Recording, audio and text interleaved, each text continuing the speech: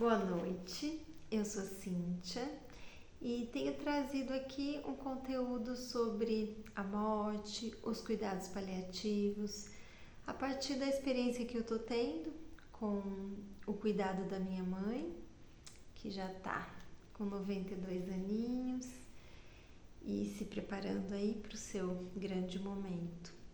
E todos os sentimentos que vêm junto com essa experiência tão forte, né?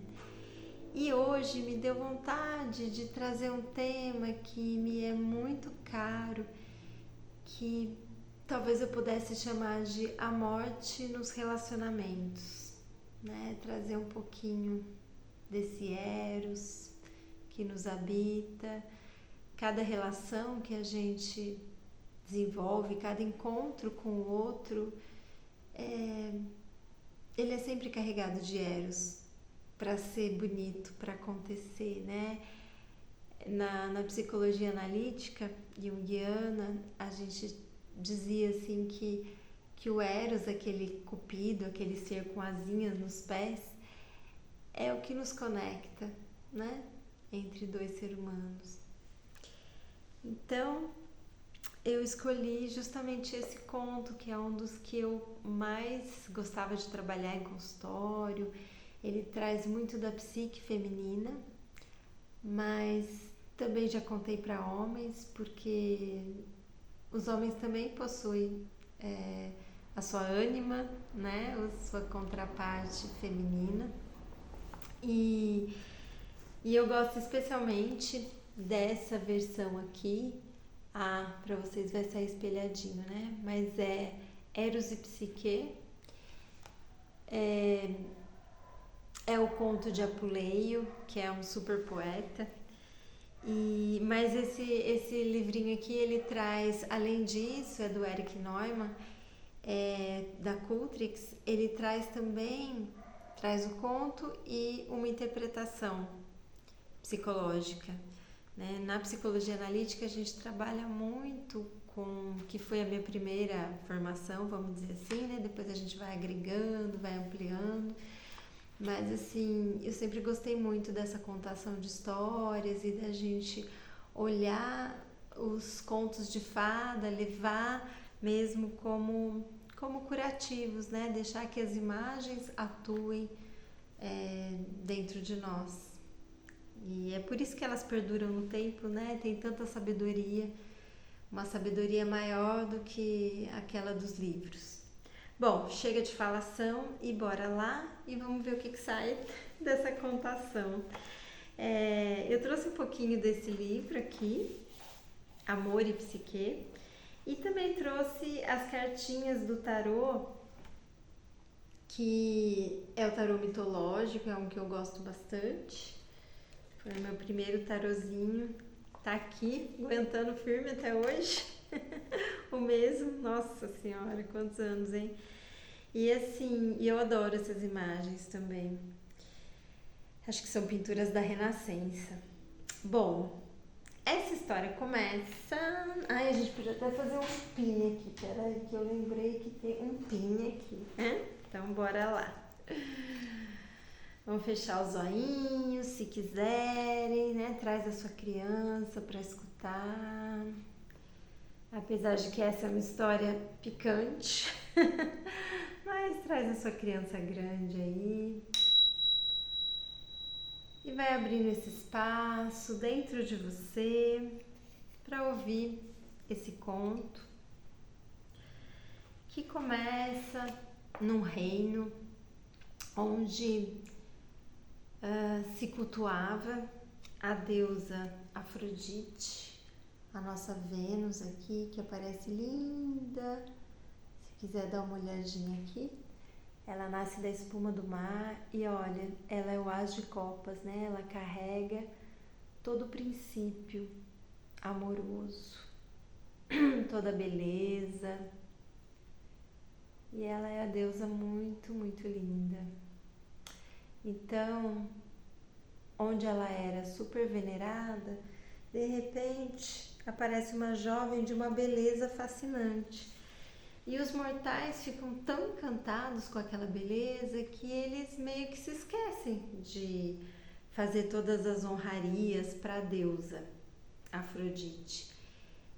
E claro que ela fica pé da vida, né? Porque como assim, né? Começa a se espalhar o boato de que de que Afrodite está encarnada. E essa jovem, ela se chamava Psique. E então, Afrodite muito brava,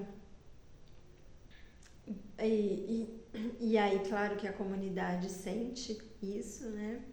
E o pai dela não conseguia também desposar, né? Ter nenhum marido para Psique, ele tinha outras duas filhas que já estavam casadas com os seus, né? Cada uma no seu reino, mas essa princesa Psique, ela era tão assim, né, idealizada que ninguém chegava perto. Então os homens vinham e prestavam homenagens, mas ninguém se aventurava realmente a casar com a sua filha. E ele não sabia mais o que fazer. Então ele vai consultar o oráculo e para ter uma orientação, e chegando lá o oráculo diz para ele: olha, você precisa levar a sua filha, ela vai se casar sim, mas vai ser um casamento fúnebre, porque ela vai se casar com um monstro do mar, né? E você precisa fazer isso para você evitar a fúria de Afrodite e tantos malefícios que vem junto. E aí o rei fica muito chocado com aquilo, muito chateado, porque a sua filha é caçula, a mais bonita, que ele tanto aprecia, e ele vai ter que conduzir ela para a morte, né? Volta para casa, cabisbaixo, e começa a se preparar os ritos fúnebres. E é muito forte, né? Essa primeira imagem já começa assim, porque se a gente pensar no arquétipo do casamento, ele contém já a morte, né? A morte daquela menininha que vai se tornar uma mulher, que vai se separar da mãe, vai se separar do pai. E aí a gente tem vários mitos, né, que trazem isso. O mais forte deles, talvez o da Perséfone, que ela é raptada pelo Hades e levada embora, né, para o mundo dos mortos, inclusive. E então o casamento per si, ele já traz esse quesinho da morte, porque é um rito iniciático. Toda vez que nasce algo, precisa morrer, né? Pra gente nascer como esposa, precisa morrer de alguma forma aquela filhinha do papai. Só que, né, que casamento é esse, né? Então sai um cortejo, todas as pessoas muito tristes, as irmãs e tudo, levando ela pro alto de um penhasco, deixam ela lá, amarrada, né? E aí, olha que interessante, né? Essa imagem, ela amarrada, Psique linda, amarrada no alto do penhasco, ali no meio do mar. E de repente o Eros aparece, né? Olha aí, de costas para ela. E quem é esse Eros? É o Cupido, olha aí, dourado, com as asas, maravilhoso, as suas flechas. Que a própria Afrodite, que é a mãe dele, a Vênus, ela tinha mandado ele fazer esse serviço. Ó, você vai lá, você vai flechar a Psique, ela vai se apaixonar pelo monstro marinho e vai até gostar, né? Vai até ficar numa boa lá, para ter certeza que, né, que seria bem sucedida essa empreitada. Só que, claro, né, quiseram os deuses que o Eros chega lá, se enrosca na própria flecha e é ele que acaba se apaixonando pela Psique, que já era maravilhosa, né? Cá entre nós. Então, em vez dele entregar ela para o monstro marinho, ele pede ao Zéfiro que leve ela para o seu castelo encantado. E aí a Psique é levada pelo vento, Zéfiro, e ela aparece num lugar maravilhoso e ela não sabe muito bem o que está acontecendo, né? Será que ela morreu e cadê o monstro? Então ela percebe que ela está desamarrada, que é um lugar muito bonito, que tem um castelo lindo. Ela vai entrando nesse castelo e ela ouve música, é um ambiente agradável, ela tem vozes que falam com ela e vão perguntando, o que a senhora deseja? E aí ela pede uma comida, a comida aparece magicamente no prato. E aí tudo que ela precisa, todas as necessidades dela são atendidas. E quando ela se cansa e vai dormir, o Eros aparece e se apresenta para ela sem se mostrar, né? Ele se apresenta como seu marido e diz para ela que ele é um deus e que não revela sua identidade, mas diz que é um deus e que para eles estarem juntos, esse é o pacto. Como ela é uma mortal, ela não tem permissão de vê-lo com seus próprios olhos, então ele vai vir sempre à noite. Eles podem namorar, podem ficar juntos, mas antes do raiar do dia ele já vai embora, né? E aí, ok, eles começam a fazer isso, começam esse namoro, esse primeiro casamento. E aí a gente tem essa carta que eu acho linda também, do 3 de copas, que é esse primeiro casamento, do Eros e da Psique. E olha que interessante, né? Um casamento meio às escuras, assim. Sempre ele tá às costas dela na imagem, né? Ela nunca vê de verdade quem ele é. Tá na lua, que rege o inconsciente, que é essa coisa meio nebulosa da noite. E ela se entrega, se apaixona. Mas olha aqui também, quem tá prestando homenagem são 3 sereias, que também tem essa aura de feitiço, encantamento. Até a gente pensar nos mitos das sereias, né? Que enfeitiçam os homens. Então, assim, é um primeiro encontro que a gente tem na nossa cultura ocidental, que é o da paixão, né? A gente se apaixona, a gente nem sabe direito quem que é o outro, e aí que a gente começa a se relacionar para descobrir quem que é, né? Bem diferente da cultura oriental, por exemplo. E tá tudo certo. Mas é um casamento ainda idealizado, né? Onde as sombras não apareceram, ele só aparece e mostra a sua luz, e ela também nem sabe quem é, e ela tá sempre sozinha. Ela tem tudo que ela precisa, mas ela não tem uma alma humana para ela conversar. E assim os dias vão passando, a Psique engravida e tá muito feliz com a gravidez, com a sua vida nova, né, para quem ia morrer. E não deixa de ser uma morte, porque ela já não é mais aquela jovenzinha, virgem. Ela encontrou alguém e ela se transformou nesse encontro. Porém, ela está sempre ainda solitária. E aí, num desses encontros, ela pede ao seu esposo que ela possa ver a sua irmã, as suas irmãs, né? Que ela tá com muita saudade e que todos ficaram chorando por ela na Terra, e ela gostaria de dizer que ela tá bem. E então, ela convence, né? Com aquele jeitinho, aquela persistência feminina, ela convence o Eros a trazer suas irmãs para o castelo. E ele pede ao vento, Zéfiro, que as traga, né, que mande uma mensagem. Elas vão, em algum momento que elas vão pro penhasco chorar a morte da irmã, ele as transporta até o castelo.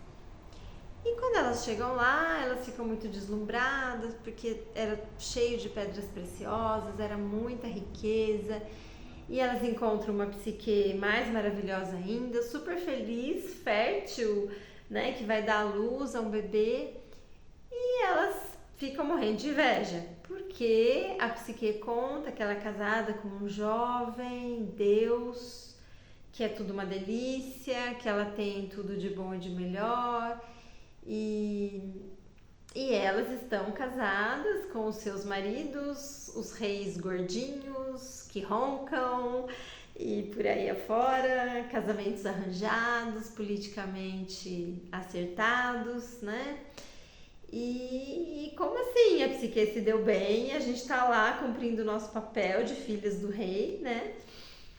E aí vem toda aquela inveja e, ok, elas vão embora, mas elas dizem que querem voltar e que pronto, elas mataram a saudade, mas querem continuar vendo a Psique.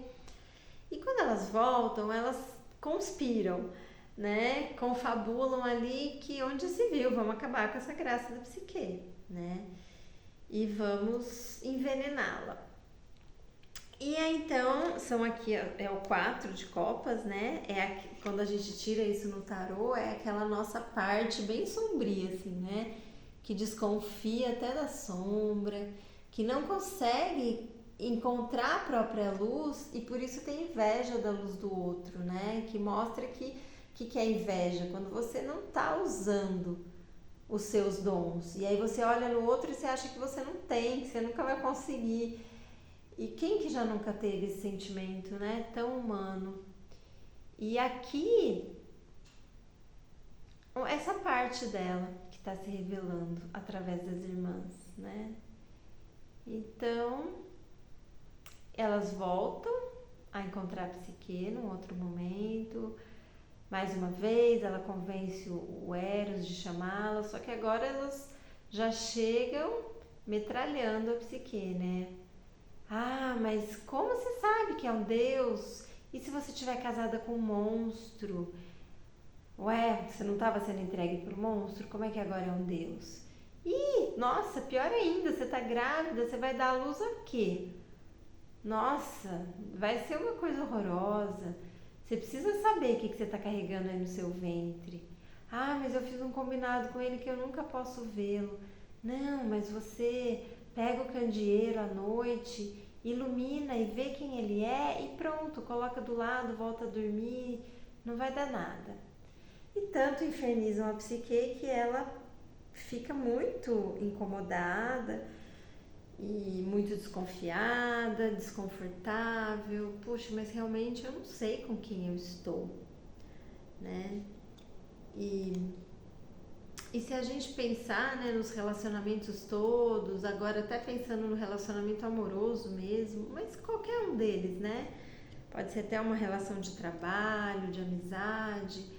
A gente sempre escolhe até onde a gente quer chegar, né? Talvez com alguns a gente queira ter só um coleguismo, com outros a gente queira aprofundar um pouquinho mais. Só que esse aprofundar um pouquinho mais, ele já exige uma morte, né? Uma primeira morte dessas idealizações, porque eu só conheço alguém de fato quando eu me revelo, quando eu me vulnerabilizo, quando eu mostro as coisas não tão bonitas minhas. Pode ser de forma proposital, mas normalmente não é, né? Normalmente a gente deixa transparecer em algum momento, ou num ato de raiva, algum momento que a gente fica reativo com alguma coisa, a gente começa a mostrar o nosso lado B. E o mesmo acontece com a pessoa que a gente está se relacionando. E aí é sempre uma escolha se a gente vai lidar com essas sombras e vai transcender isso, ou se a gente vai parar por aí. E a gente vive numa sociedade onde impera ainda o descartável, né? Então, muitas vezes, os relacionamentos estão na prateleira, vide os aplicativos, né? Literalmente uma prateleira, eu vou escolhendo ali, sei lá como é que funciona, mas é algo assim, né? Em que as pessoas me veem, eu vejo os outros e tal. Ah, esse aqui parece bonitinho, esse aqui parece que é interessante, não sei o quê. E daí também, rapidinho, se não servir, eu já tenho mais um monte ali que eu posso procurar, né? Então a gente vai fazendo esse troca-troca e exercitando o nosso livre-arbítrio, né? De ficar, permanecer, aprofundar ou ir para outras paragens. Então, aqui também, né? a psique, de alguma forma, ela corre o risco, né? Ela fala, não, eu quero saber com quem eu tô.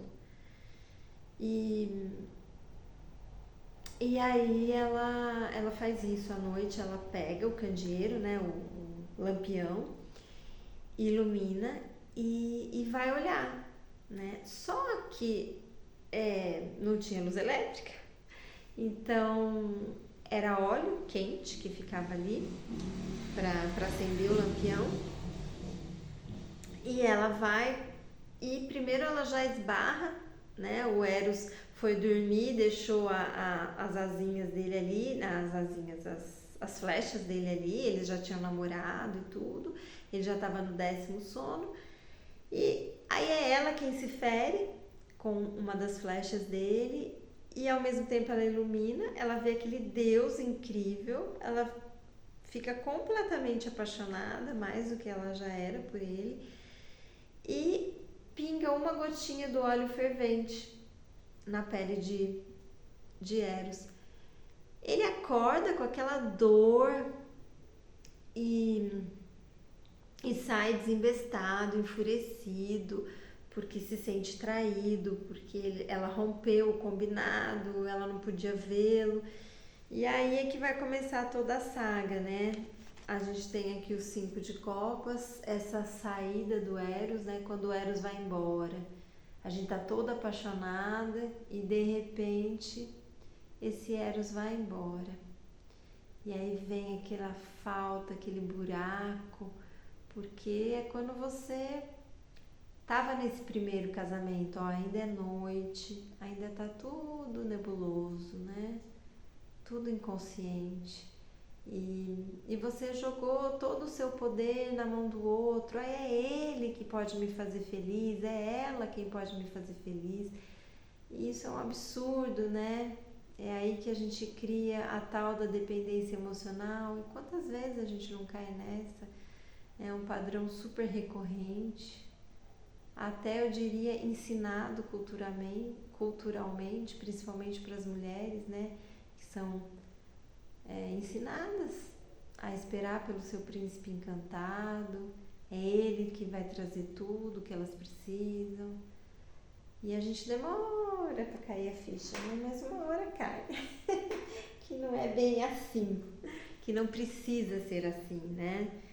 Que a gente tem que ser o primeiro amor da nossa vida, para estarmos inteiras, e aí sim, quem chegar vai agregar, vai somar, mas não vai tirar pedaço de mim porque eu tô inteira, né? Enfim. E aí o que acontece? A psique fica péssima, né? Péssima, péssima. E aí entra na maior deprê, na maior bad. A gente tem o 6 de copas aqui, que é isso, né? Ela olhando pro nada e minha vida acabou. Né? Eu tinha tudo, eu tava ótima e olha que nhaca que eu fiz, né? Joguei tudo, desperdicei. E aí ela fica naquela nostalgia. E é isso, né? A gente tem esse expirar e inspirar, né? Então esse é um momento aqui em que ela precisa se recolher, ela precisa entender tudo aquilo que aconteceu e aquele marido primeiro que ela desconhecia também morreu, né? Esse primeiro casamento, de alguma forma, agora eu já sei um pouco quem ele é e nos vimos, tivemos um primeiro encontro, às cegas, tivemos um segundo encontro invasivo de alguma forma, mas que precisava, né, para romper essa lei do silêncio. Então é muita informação, né, para a psique processar ali. E na verdade, talvez quando ela olha para esse marzão todo, ela já esteja pensando, já acabou tudo mesmo, eu vou pular e vou me matar, né? Essa ideia de tirar a própria vida, ela percorre todo esse mito, né? A psique vai passar por vários desafios e ela vai estar sempre com a ideia fixa de que agora deu, agora eu tô no limite, agora eu não aguento mais. E é sobre isso, né? Se a gente pensar, eu sempre falo que eu vejo muito a morte como um novo nascimento, e o nascimento como uma morte também, né? Morre aquele feto para nascer o bebê. E quando o bebê está atravessando o canal de parto, a Lucia, né, que foi a minha, com ela que eu fiz a formação de doula, e também foi a doula da minha caçula, ela dizia que são 7 portais, né, que vai atravessando, assim, e cada portal que tem a ver com a descida mesmo, né, do feto, e vai indo, e de repente ele chegou no primeiro portal, e a mulher ali, a mãe também está atravessando um portal, são tantos medos, desconfiança, será que eu vou dar conta? Ou sei lá, nem é consciente, né? Vem tanta coisa que sai do armário num trabalho de parto, é tão profundo. E aí passa aquele primeiro portal, uau! Aí você vai, né? Muita transpiração, é muito trabalho. E dali a pouco você tá de novo naquele lugar que parece que você não vai aguentar, e é mais um portal, e aí vem aquela coragem, sabe-se lá de onde, aquele instinto, né, de parir. Uau, passou mais um pouquinho, e dá-lhe contração, né, e, enfim, muda de posição a mulher, não sei o quê. Até esse bebê poder nascer, são vários portais, são várias mortes nesse canal de parto, são vários ritos mesmo de passagem, né? Até chegar nesse uau, nasceu, que é o maior deles, né? Então, estamos lá com a nossa psique, à beira lá do mar, tentando entender o que ela vai fazer da vida agora.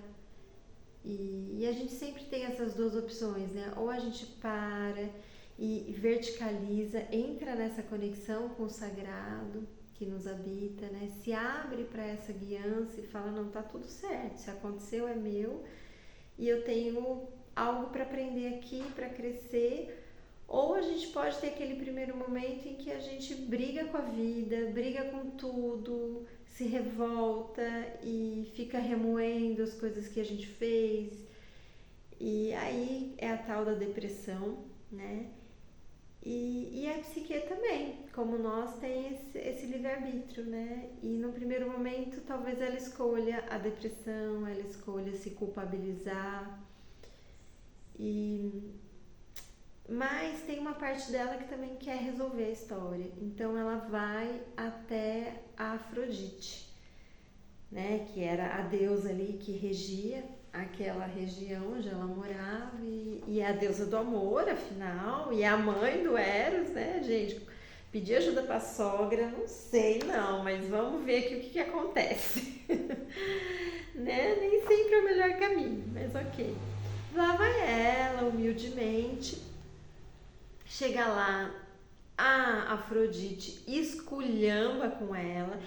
E detalhe, nisso, claro que o Eros, filhinho da mamãe, já tinha voltado para ir chorar no colo da mamãe e estava lá no castelo da Afrodite, na torre mais alta ali, curando a sua asinha ferida. Tá tudo bem, né?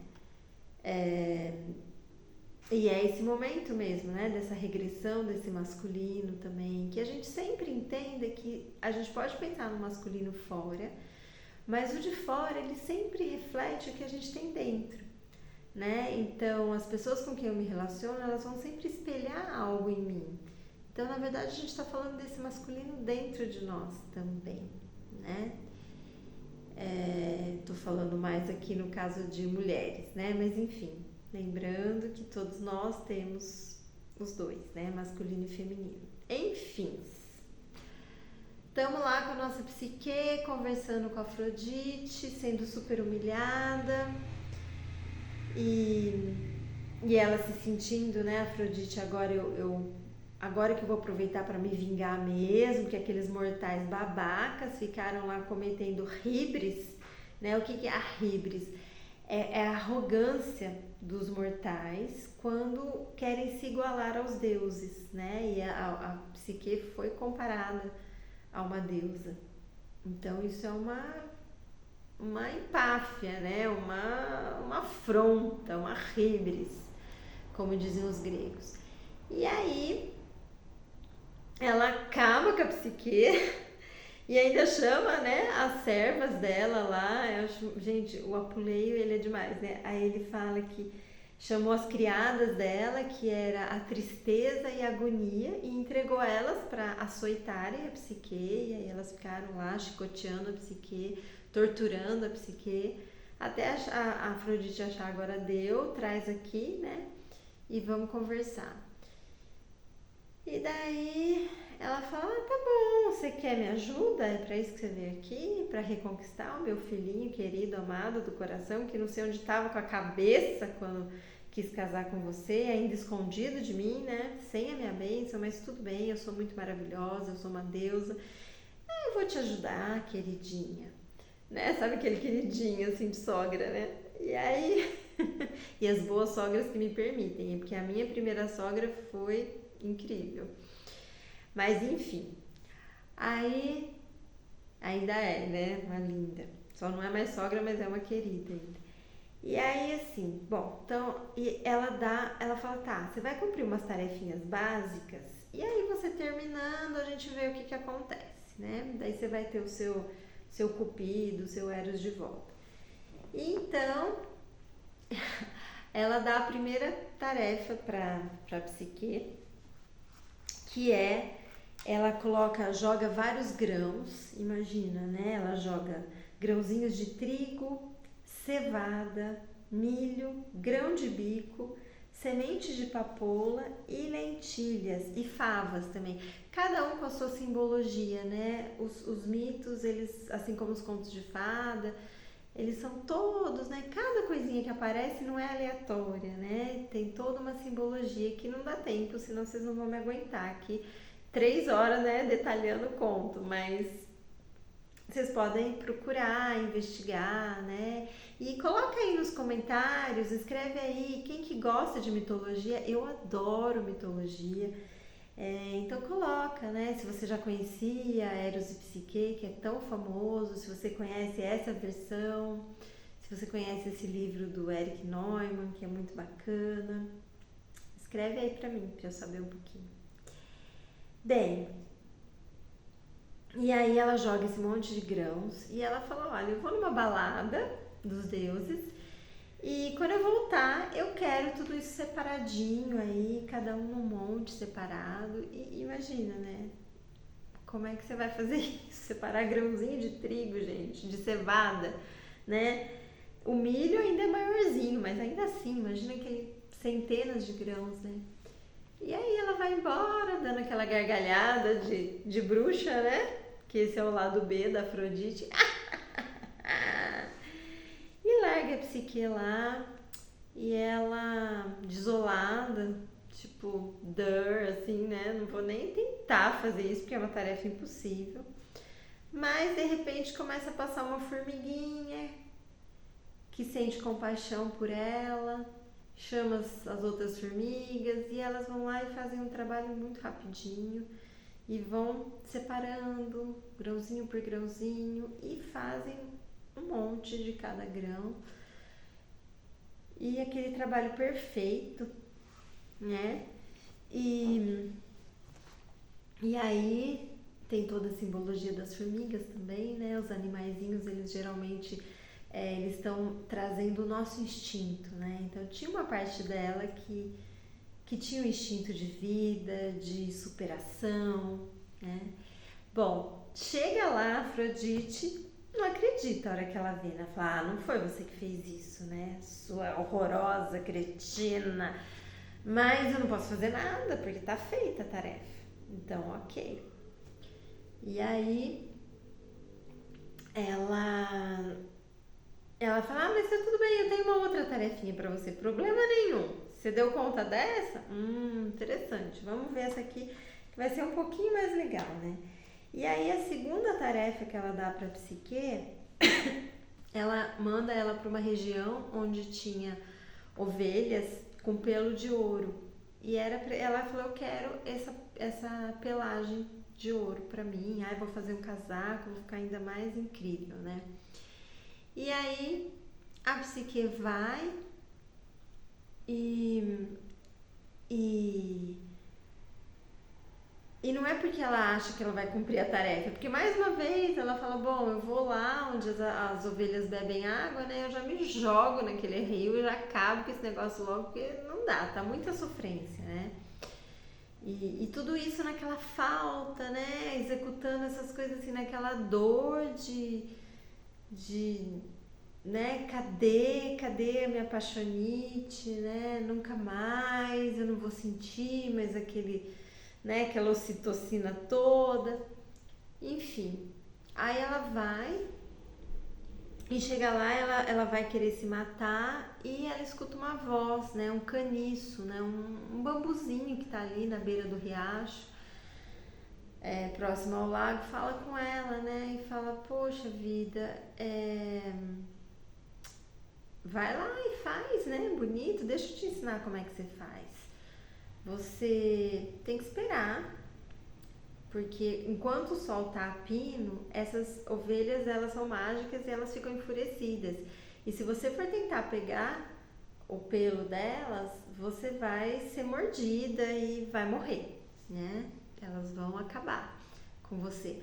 Agora, se você respeitar o tempo do tempo, tiver paciência, deixar a poeira baixar, o sol baixar, né, que já é um grande aprendizado, né?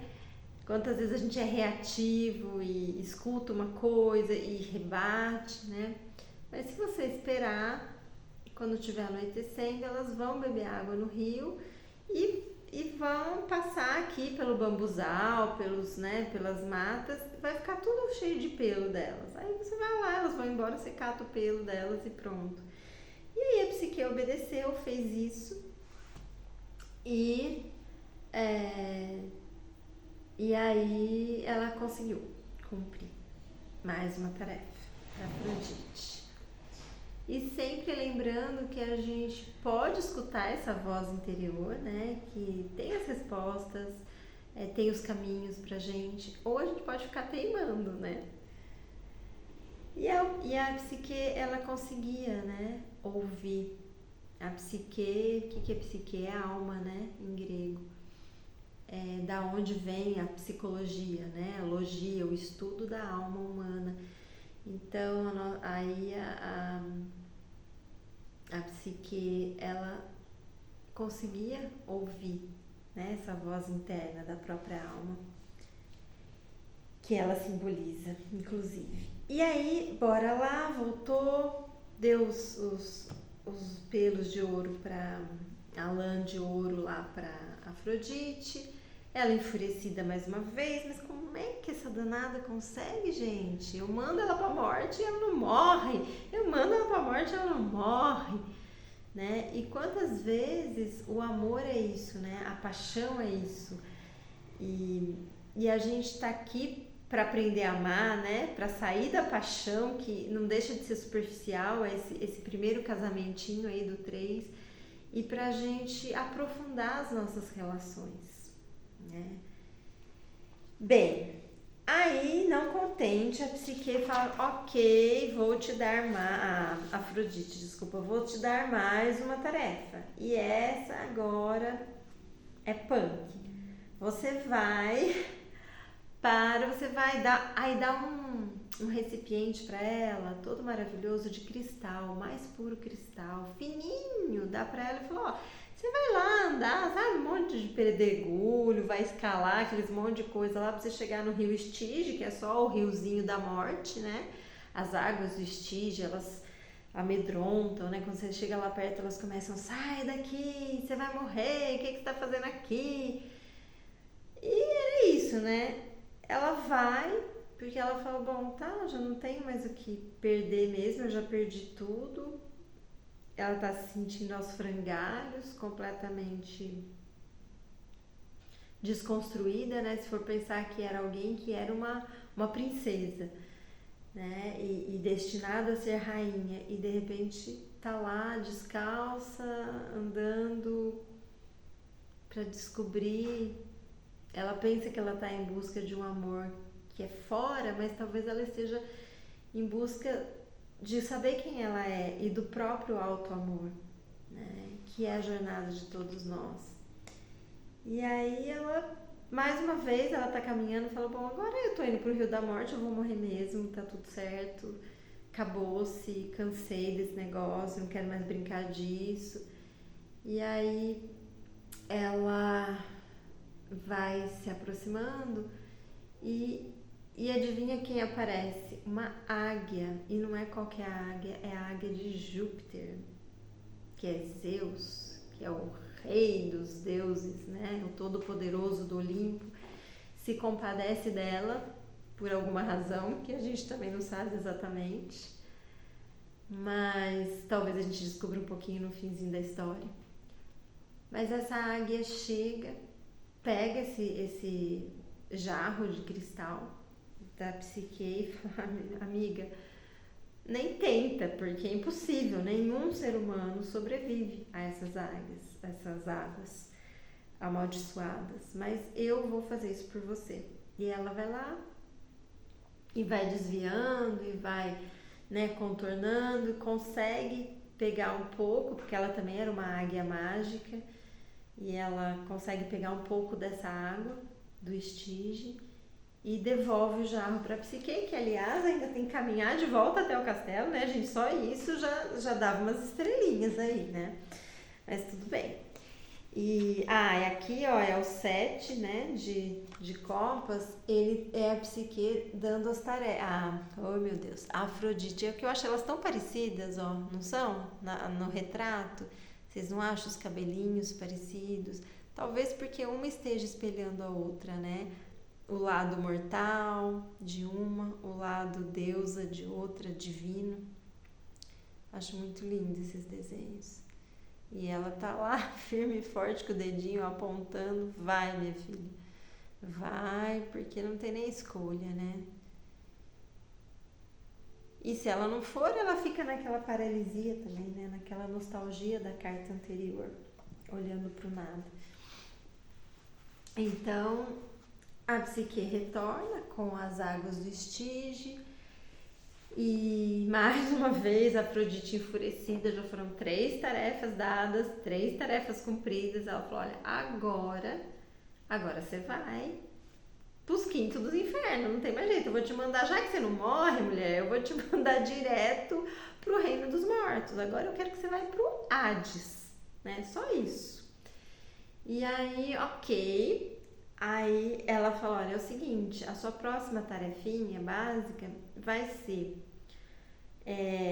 eu quero que você vá lá, converse com a Perséfone e peça pra ela uma caixinha, fala que fui eu que mandei e tal, e você vai trazer uma caixa que é da beleza imortal, né?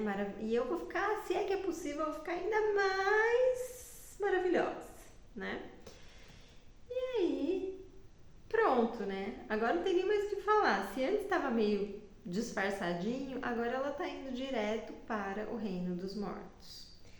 Então, tá bom, agora eu vou morrer mesmo, né? Já tentei, não rolou, agora vai. E aí, ela vai buscando esse caminho, mas ela não tem nem ideia de como é que ela vai. E aí ela, mais uma vez, vai para um lugar muito alto, né? Que se a gente imaginar, essa busca do alto também é uma busca por conexão, né? Uma busca por guiança, por orientação espiritual. Assim como foi a águia, né? Que veio para... que também simboliza isso, né? Todo pássaro, ele tem essa conexão com o mundo espiritual, ele consegue vir para a terra e ir para o céu. E a águia é aquele pássaro que tem um outro olhar, né? Ampliado. Quantas vezes também numa relação a gente precisa fazer um zoom out para olhar as coisas além do nosso ego, né? E mais um portal. E aí ela sobe no alto de uma torre e ela vai se jogar da torre, né? Porque ela fala, bom, é pra ir pro mundo dos mortos? Fui, né? Só que aí, se ela fosse dessa forma, ela ia para lá. Só que ela não podia voltar para concluir a jornada dela. E de nada teria adiantado. Então a torre dá aquele presta atenção, né? Começa a falar com ela, assim como o caniço falou, a águia falou, a formiguinha falou, né? E perceba como vai mudando, né? Se a gente pensar de uma formiga, né? Para a complexidade de um caniço, eu não sei como é que é isso na filogenia, mas eu imagino que o caniço ele seja mais, sei lá, né? De alguma forma ele está mais desenvolvido, vamos dizer assim. Depois aparece uma águia, né? Então o reino vegetal, primeiro é um inseto, depois o reino vegetal, depois vem um animal alado, uma águia, né? Ela vai passando por vários estágios da consciência, né? Porque vem as dores, mas não é pra gente ficar na sofrência, né? Às vezes a gente fica. Mas não é esse o objetivo, né? É igual no parto, a dor, ela quer dar à luz a alguma coisa, né? Ela te coloca no lugar, na postura que você tem que ficar. Não é pra ficar doendo ali, montar acampamento, né? Na dor. E então, ela vai realmente expandindo consciência nesse caminho dela, de estar com ela mesma, de se apropriar da própria força, de descobrir os dons que ela carrega, né? No mínimo o dom de se conectar com cada criatura dessas, né? Que também são uma parte dela, né? Que está sendo espelhada aí. Então, a torre fala com a psique e diz, não pule, eu vou te ensinar o caminho para você chegar no Hades, e aí ela ensina para onde ela tem que ir, que ela vai chegar não sei onde, vai ver não sei que portal. Só que é mais que isso, né? A torre dá muitas instruções. E agora já é uma construção humana, né? Então, assim, a gente realmente tem essa evolução da consciência. E aí, eu acho essa parte é muito legal, né? Dá vontade de ler na íntegra aqui. A gente já está com o tempo um pouco avançado, mas então eu vou resumir, que eu tinha até separado para ler para vocês, mas leiam, gente, porque é lindo, são imagens lindas. E aí, a grosso modo, né, a torre, ela explica, você vai ter que levar 2 pedaços de bolo com hidromel, que é lá o que os deuses gostam, né, e um em cada mão, e você vai ter que ir com 2 moedas de ouro na boca também, porque chegar lá você vai ter o creonte, né, que é o caronte, nossa, agora deu tilt. Acho que é uma variação do mesmo nome, né? Que a minha filha escutava tanto uma música que impregnou, que ficava falando desse caronte, aí era uma música super, nossa, terrívelzinha. Agora não lembro. Se ela estivesse aqui, a mais velha, ia pedir pra ela cantar. E era uma música bonita até, mas bem downzinha, assim. Enfim, que é o barqueiro. O Caronte tá lá, no mundo dos mortos, ele faz a travessia, né? Então, ela precisa pagar, né? A gente paga até pra morrer, gente, e não é verdade? E não é barato, né? Então, que também é uma super expansão de consciência. Imagina a morte, a hora que você se dissolve no todo. E você tem a visão da águia, você vai ter o discernimento, né, que a formiguinha trouxe. Eu acho que tudo isso, né, é uma volta para a unidade. Enfim, ela tem que pagar esse preço. E aí tem essa moeda na boca e vai ter que ser uma para ida, uma para volta. Ela vai ter que ainda ficar meio com a boca fechada, né, para não cair, que é outra questão do feminino que a gente fala mais que a boca, né? Tô aqui há mais de quase 50 minutos falando sem parar. Então, assim, essa questão da quietude também é uma tarefa do feminino, né? Aprender quando calar.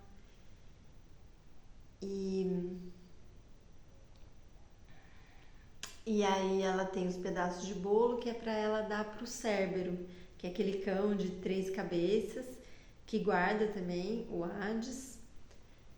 E também, de novo, né? É um pra ida e um pra volta, porque senão ela para lá e não volta mais.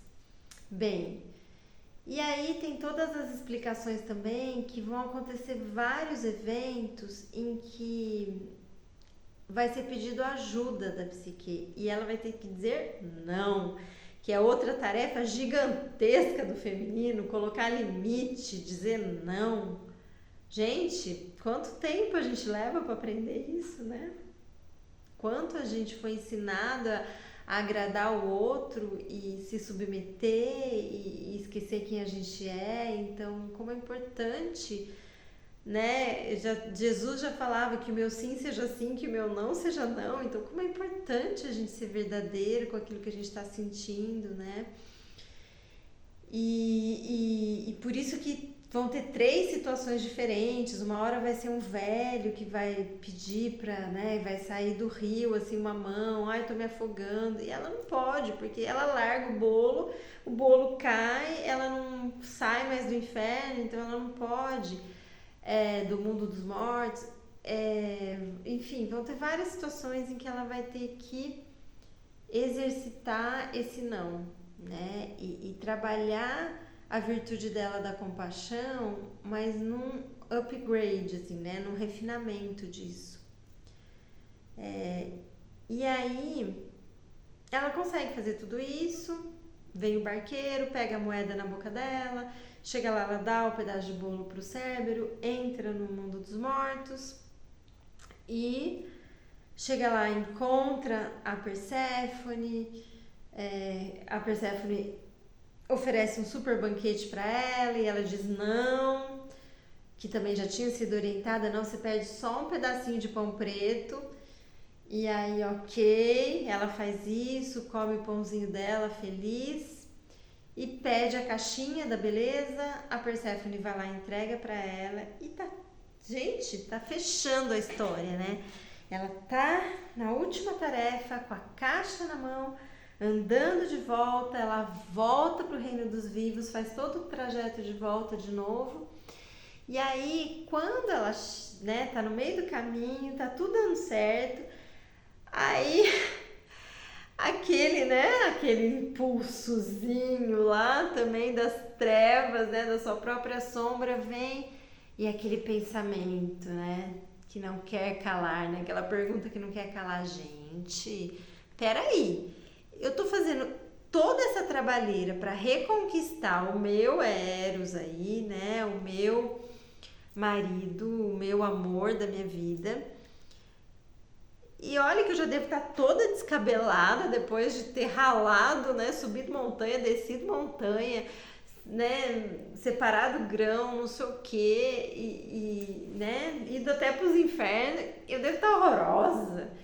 E eu tô carregando a caixa da beleza. Gente, como assim eu não vou abrir esse negócio só um pouquinho, pegar um pouquinho dessa caixinha da beleza e vou ficar maravilhosa pro meu Eros, entrego a caixinha pra minha sogra, tá tudo certo, né? Qual o problema disso, gente?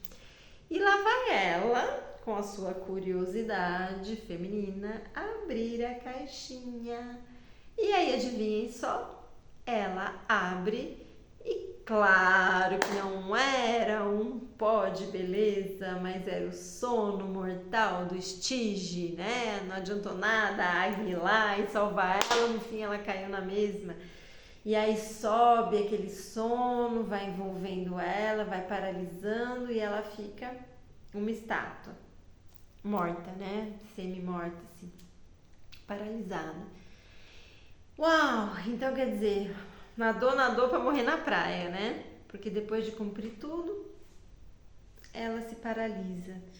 Talvez porque a gente tem isso em alguns contos, né? Tem um outro que eu amo, é o meu predileto dos prediletos, que é a Donzela Sem Mãos. Vale muito a pena ver esse conto. E é a mesma história, né? A princesa sai, faz um monte. E o príncipe tá lá, na dele, em outra jornada, fazendo outras coisas. No caso aqui, o nosso Eros tá lá na torre, se cuidando, deixando, né, a ferida dele sarar. Mas tem uma hora que esse masculino tem que vir ao encontro do feminino, né? Senão a magia não acontece, a Conjunktio, o casamento sagrado não acontece, né? Que os alquimistas já traziam.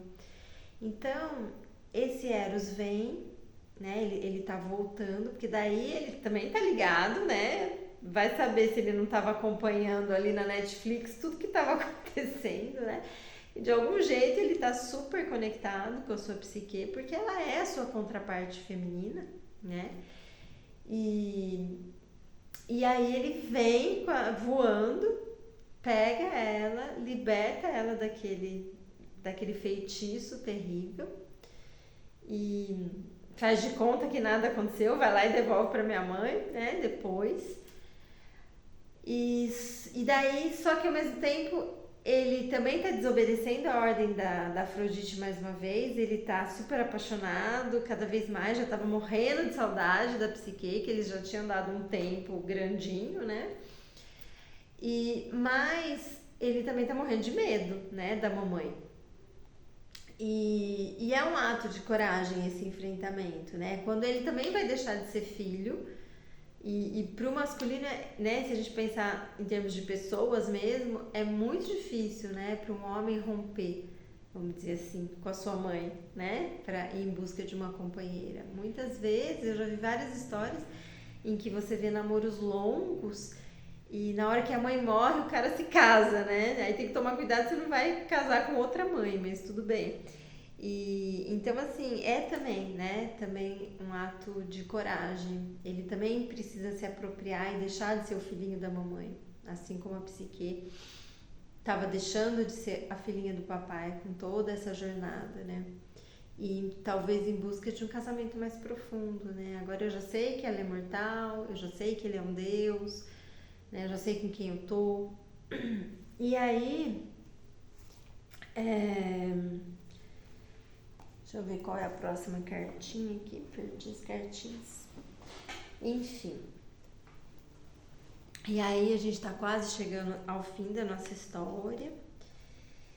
E a gente tem então o Eros resgatando a Psique.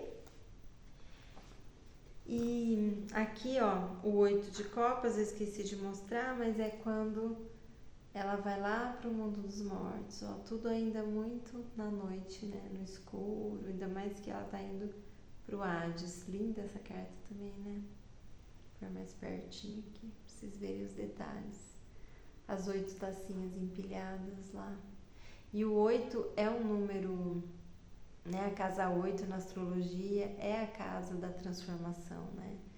Então, a morte, ela sempre traz isso, esse quê de transformação.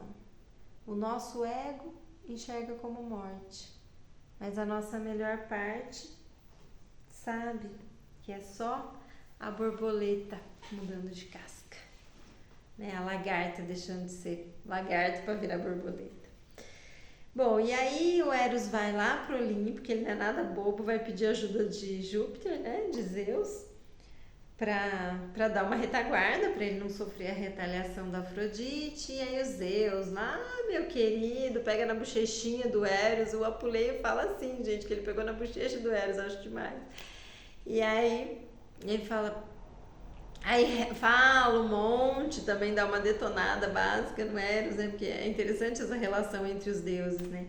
É, porque você que fez isso, fez aquilo, né? Quando eu mais precisava de você e tal, mas tudo bem, eu gosto muito de você, a gente faz um pacto, eu te ajudo. E toda vez que tiver alguma mortal muito linda que chame a atenção, você vai dar o seu jeitinho pra eu ficar com ela, né? E aí, ok, eles fazem esse combinado aí. E aí o Zeus já dá um jeito de chamar todos os deuses, convoca todos pro casamento deles, e aí a Afrodite vai, ela não tem nem como negar, né, como se opor, e ele ainda fala, não, fica tranquila, filha, porque olha, esse seu filho aí, ele aprontou muito já, então vai ser bom que ele se casa, que ele dá uma sossegada, né? Com quem diz, né? Olha os Zeus, né? O que ele apronta, mas tudo bem. O tempo todo, né? Era que nos conte. Mas ok, aí ele vem com essa conversinha e que agora ele vai ficar para sempre com a Psique e tal, e aí até o Olimpo vai ficar mais calmo, né? E aí eles celebram o casamento. né? Então aqui o 9 de copas, até aquela que causou tudo, ela tá abençoando, né? A Afrodite acaba abençoando esse matrimônio. No caso aqui né, da versão original, meio por livre e espontânea pressão, mas ok, né? Ela também não quer perder o filhinho dela. Mas nesse momento eles se reencontram. O Eros ainda está dourado e a Psique branquinha, né, simbolizando que ela é uma mortal e ele um deus. Mas o Zeus pede para ela tomar a ambrosia lá, que é a bebida sagrada dos deuses. Ela toma e com isso ela se torna também uma deusa imortal. E aí a gente tem o 10 de copas, que é o casamento sagrado, né? Esse casamento em que ela também tá douradinha, mas eu sempre tenho a sensação de que ele também tá um pouquinho mais branquinho, é como se ele se humanizasse também, um tanto, né? E ela se endeusasse um pouco, né? Como se essas nossas partes divinas pudessem se casar com as nossas partes mais humanas, porque nós somos essa mistura, né? Do humano que recebe esse divino em si, né? Cada vez, imagina, um ato sexual, por exemplo, né? Se ele for verdadeiro, ele para mim, a coisa mais sagrada que existe, né? É um encontro, é uma expansão de consciência, é a hora que a gente é tão humano, né? Mas ao mesmo tempo a gente é tão sagrado. É muito lindo mesmo. Muito lindo.